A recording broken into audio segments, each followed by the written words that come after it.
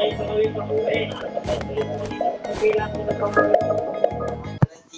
bilisan na lang namin yung paglalakad ni ate. Sobrang bilis nga ng paglalakad namin. Nasa bahay na kami. Patulong pala kami kay ate Vivian na mag-ayos ang pambalot. Marunong siya magpalit ng regalo. Ako naman marunong ako mag-gupit. Ito na pala yung nagawa niya. Mukha talaga. Gagawa dito. Alam na namin kagad kung ano magiging resulta. Alam talaga. Marunong gawa si ate Vivian. Alam talaga pala ni ate pangalan. Para dinigay pa dito sa paglalagay ng balot. Ang galing size ng mga damit. Mga siguro grade, elementary. Iba naman high school. Baka magkagulo rin ng mga size. Kasobrang hindi ko na muna paningipang sa kasi natutulog na yung iba. O hindi kasi sila natin sa oras. Kanila may shooting.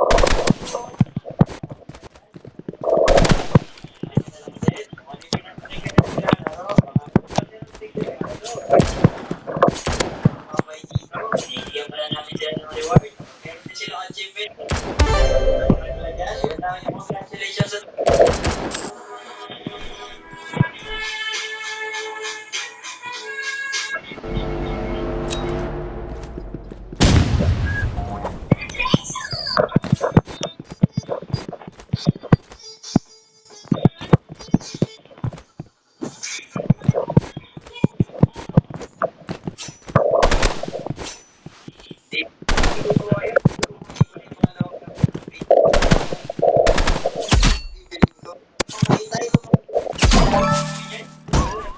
baka pala ano din pala itong mga bagong outfitting or mga ano mga display kasi malapit na mag-summer so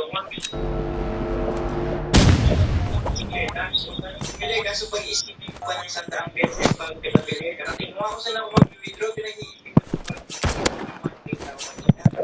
pala kaya pero pati hindi lang ko pa din issue ako hindi lang ko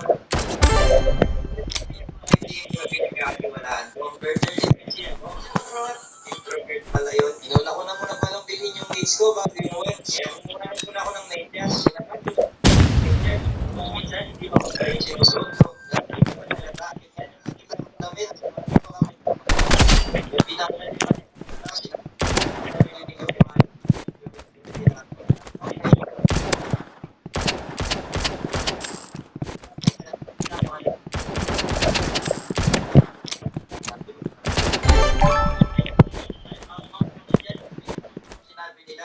ibenta na nila ako dito.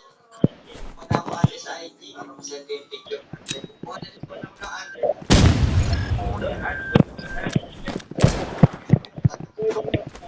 Matagal ko na ako.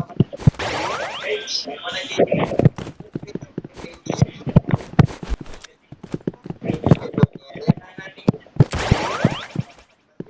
Sabi ko sa kanya, kaya